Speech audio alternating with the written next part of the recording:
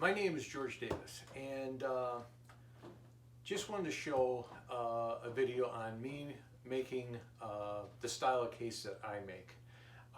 The thing that's different with my cases is that it's what you classify as a multi-purpose or multi-use, meaning that you don't have to buy a case for each of your style of guitars. You can use this for different guitars, other than possibly a Gibson style.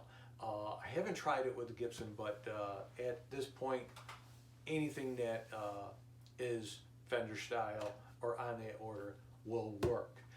The reason I built this is because I'm in a contest called the Great Guitar Build-Off, and that's put on by Ben Crow of Crimson Guitar. If you're not sure what that is, go on the web and actually type in Great Guitar Build-Off and see what's going on. It's quite nice. You'll see a lot of builders with different variations of guitars, and they're all just beautiful. It's an excellent site just to look at and enjoy yourself. So I built my guitar, and I wanted just to have a separate case for that because reasons I don't want to get into, but and I tried to keep the price down on this when I built it. For instance, like the outside of this is just a pleather material versus using Tolex, which is anywhere around $34 a yard, where this was $7 a yard. Nowhere near as a durable material, but it's all right. Even a tweed is going to be up there in money. Chris at Highline Guitars, now he builds a case that's very similar to mine, and he uses a material that is used for speaker boxes and for guitar cases. Not a cheap product, excellent product, but not cheap. The other thing you could use, being that you're a DIYer, is you could buy spray bed liner, which is the same material that they actually use on bed liners, but I don't know if you can get an even consistent coat spraying this on here out of a spray can. You may be able to, at least in a spray can. If you do want to try it, it's not that expensive to try it on sample pieces of wood, see how it works. And if it does, great, you've got bulletproof. The other thing is I didn't go with very expensive hardware. I went with just stuff from the hardware store. And I am trying different corners from what I usually use, because I use basically they're flat corners, and then I put the rubber feet on the bottom and sides of the case. And I thought I'd try this because they're raised ball almost on the end, so that keeps it off the ground. The big thing with this case is that it is a custom case. Your guitar is in here, it's secure, it's not going anywhere. You've got two compartments to put whatever you want, and then you've got an open compartment up here at the end. Like I say, this is a multi-use case, and if you stay till the end, you'll see exactly what I'm talking about as far as that. The other thing is, as far as the material on the inside, I get this because at Joann Fabrics, I love the look of it. There is basically endless materials you can go with, but what's nice about this is that when you're gluing and wrapping it, let's say you make a mistake or you're short on a piece, this stuff you can take a scrap piece, glue it, put it right up next to it. You're not going to see where you matched it in. Now, if it was a big piece across here where you've got a grain pattern, you may see that, but for the most part, you don't. It's fantastic. The most expensive, as far as the materials, is the foam padding, and that's going to be across the board. There's nothing you can do about that. Foam is just expensive, and I just use a half-inch foam.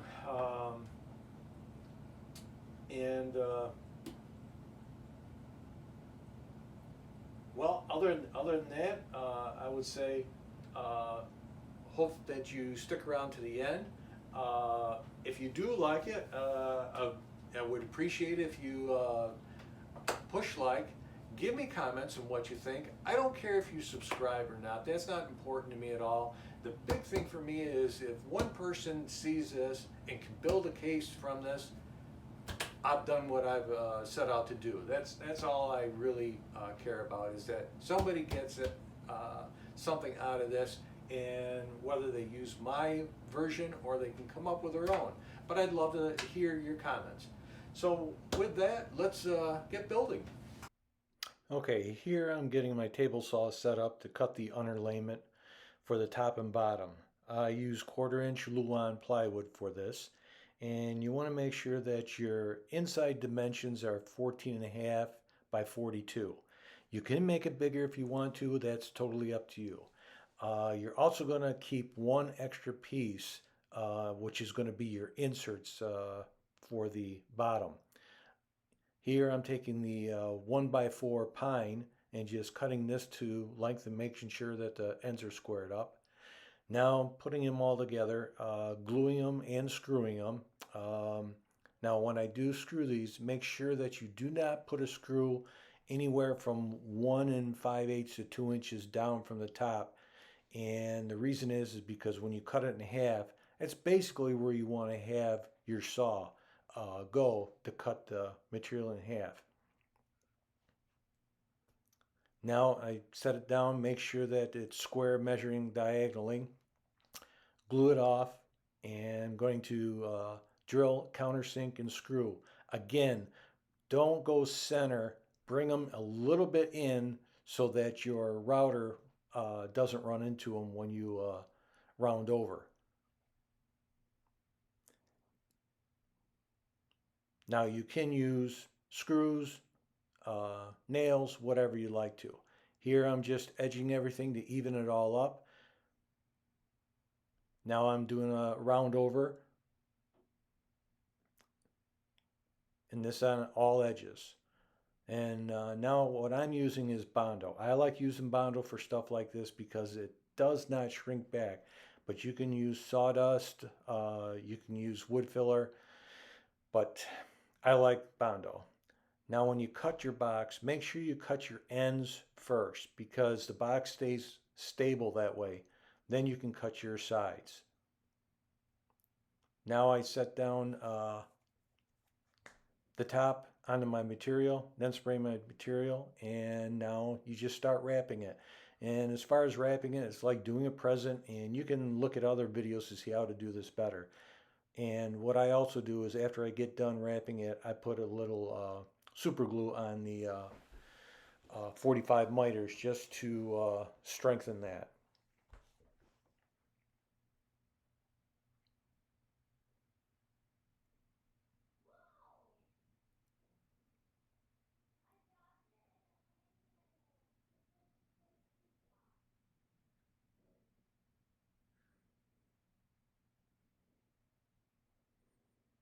Now when you cut your foam, you saw I had a piece of wood pushing down against it. That makes it cut easy. Same thing with material right here. Now here's your side pieces. And you want these to be a 1/4 inch higher than your base on the side because you want a little bit of a lip once you put it in. Then when you spray everything, make sure you spray one edge and the face of your plywood. And now when you put it on, make sure that you put it on flat against the bottom and then fold over the top that 1/4 inch. And you'll see you got an exposed face on there. Glue that face, pull up your material, just use a nail gun with 9/16 inch staples, and you'll be all set. Now here's rigid foam, which is 1.5 inches thick. And I'm just showing you I'm using a hacksaw blade to cut it. But, you know, the best thing is either a jigsaw or a bandsaw. And just make sure they're straight. I just wanted to show that you can use hacksaw blade. Set it into your form. Make sure that your guitar fits. And now I'm going to measure my foam and cut my fabric, put my foam on, pre-wrap it, and I'm going to just set this in temporarily, but that will be glued to the bottom. Now this board right here, you want to make sure that you cut that with a neck opening and screw that to the end of the foam. That way it makes it rigid. Now what you're going to do is take that, spray your foam all over it, and you're going to wrap this. And this is where this is forgiving, is that when you wrap it, make sure you bring it up your sides because you want the material to come all the way up its sides. And when you're wrapping it on the inside, don't worry if you have open areas, because with this material that I get at Joann Fabrics, you can patch in and you'll never see where you patched in. It's great. For this box, when you take your measurements, set your guitar in and measure to the bottom of your neck and leave about a 1/4 inch short of what your neck is. Usually it's going to be about 1.5 inches for the foam and the wood. Then glue the bottom side with wood glue and silicone or whatever you have on the foam. Put it in, make sure it's straight, put weight on it, and you're good to go. Once you have this all glued into place,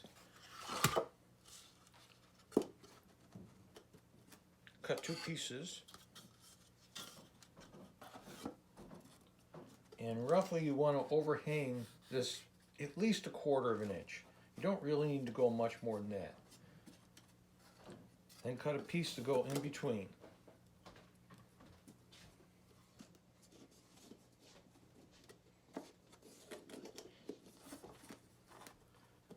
And you want these to be somewhat snug against side. Not really tight, but snug. Then measure the middle on both. Cut this one backwards. And put a mark roughly 1 inch in from the inside and in the middle. And you're going to drill a hole. And pick one that's whatever your finger size is. After you cut your holes, lay your boxes back in. Make sure your edges are good. Take a couple strips of what you use for your outside.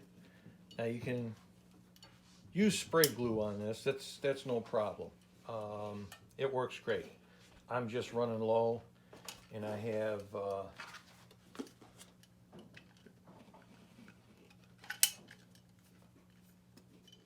this multi-grip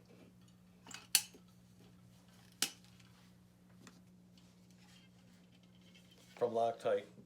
Works fantastic for a lot of things. Put this on.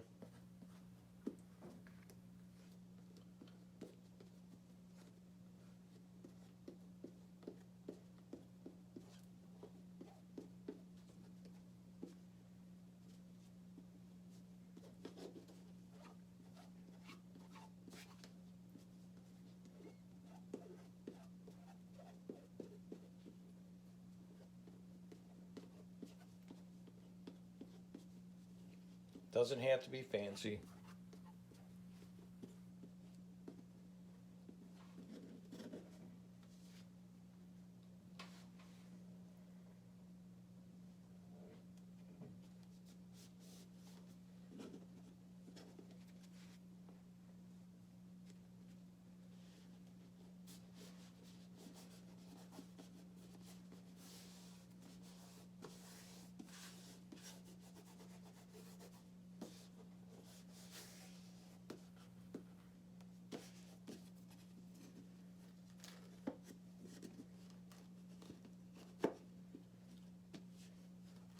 Just check yourself, make sure that it's tight but not sticking. You don't want it sticking.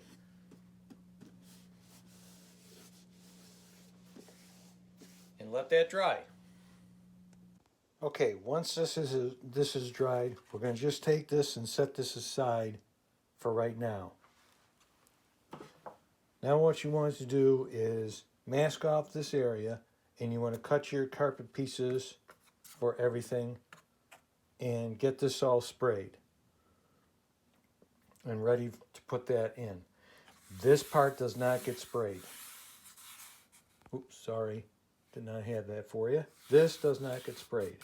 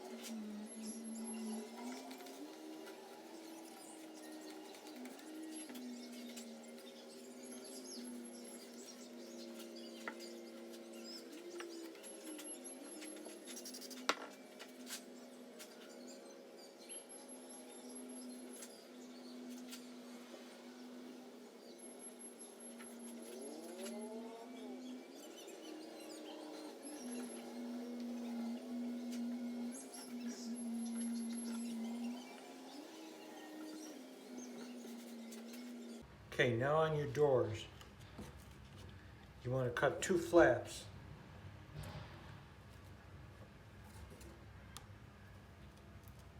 And you just want to come beyond the seam of both flaps.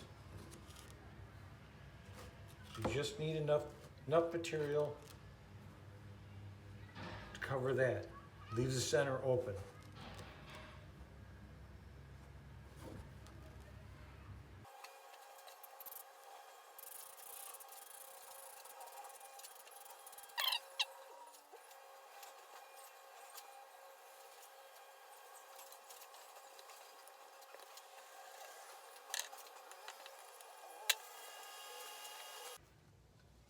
Now fold one side over, so you're doing the back side.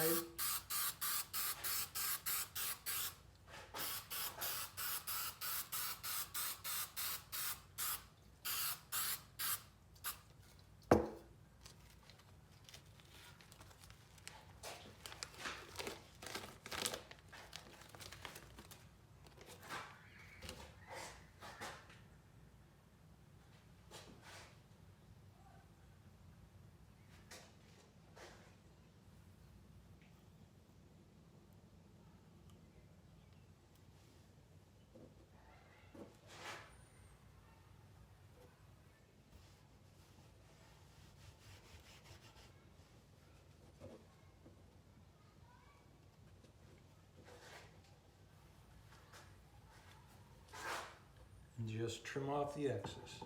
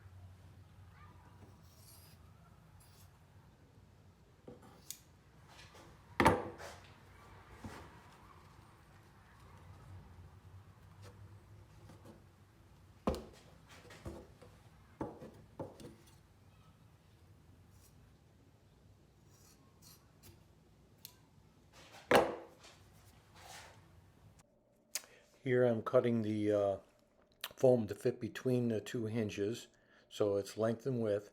Then all I did was wrap that with cloth and didn't do the bottom of it, and then I sprayed that bottom and what you see there with glue and stuck it on. Here I'm doing a small repair. Like I said, it repairs beautifully. One thing I did forget to show you is that when I put the box cover on, I put glue underneath where I'm screwing it right now and put a couple screws into the foam. Just make sure that they're not long enough that they're going to stick all the way through your box. Now you can see I'm just spraying the glue. I'm going to stick this in place. Okay, I've got the foam cut and I've got that glued into the top. Generally I don't do it this way. I will cut the foam, put the material on, then glue the top in. But basically I wasn't thinking.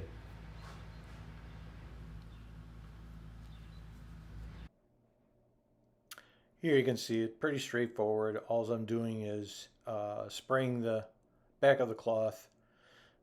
Now I'm just getting the sides and bottom.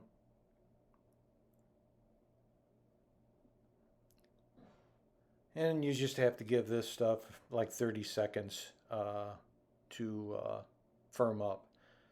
Unfortunately, my edges rolled over on this, and that's why I'm straightening out right now. The one thing about the spray is that the longer you wait, the less workability you do have with it. So once I get this all in, then I just trim off the excess. Okay, now for the hardware. I generally come in about 8 inches. A lot of people use 3 hinges. I haven't seen where I need to use that many. So I just do the 2.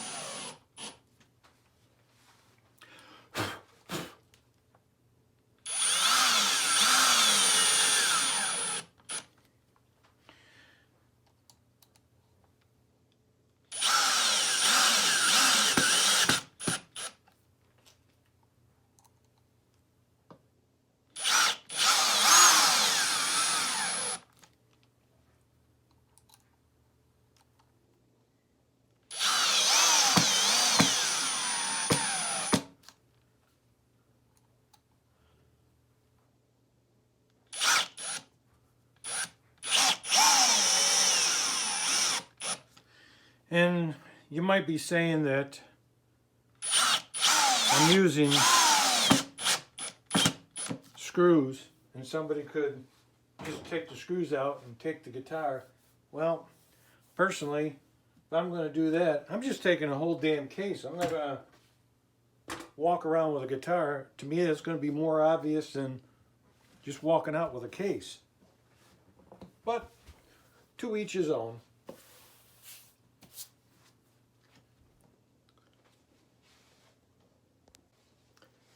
And of course, same process with a latch.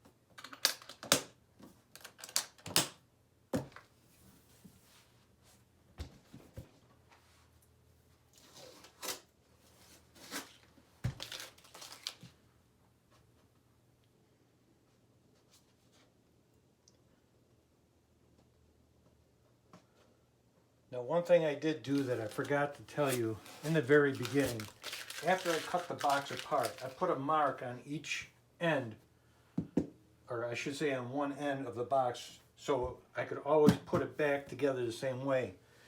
And then when I went to cover the box, I put tape on that end, so I always knew that it was orientated the way it came apart. It's not a big deal, but you know that there's a little off anytime you cut something. So this way you know it's perfect. And now I'm putting protective corners on. Usually what I'll put on is, I'll put the corners on, but they're a different style. They're a flatter style. And then I put the rubber feet on. But these are a little bit different in that they stand a little proud.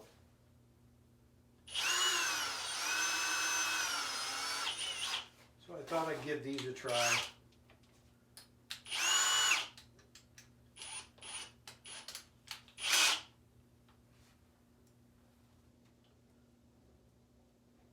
Ooh. Different tip on these.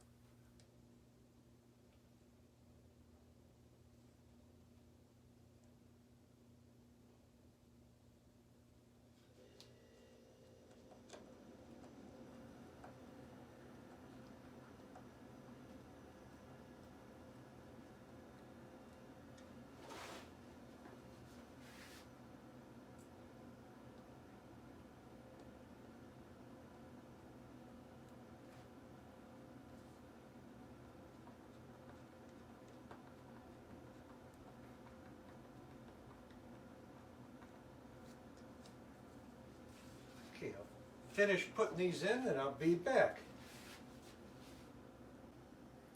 Okay, it's all set. Corners are on, latches. Unfortunately, I have a brown handle, but I'll probably replace that later. So, everything fits nice. It's snug. You've got a pocket here. You've got a pocket here. And remember when I did the insert, I didn't affix it. Well, there's a reason behind that. So now I can take this out.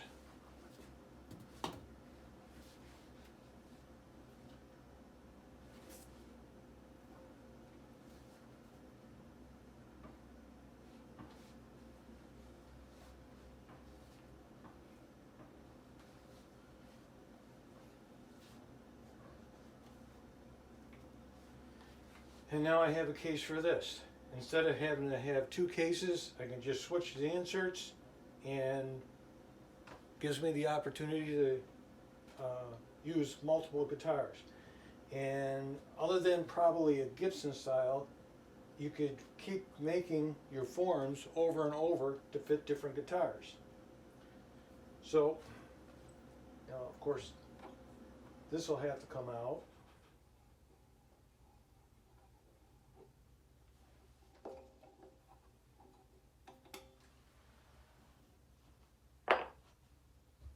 Well, other than that, you're all set to go with your Strat. So, I hope you enjoyed it. Thank you very much for watching.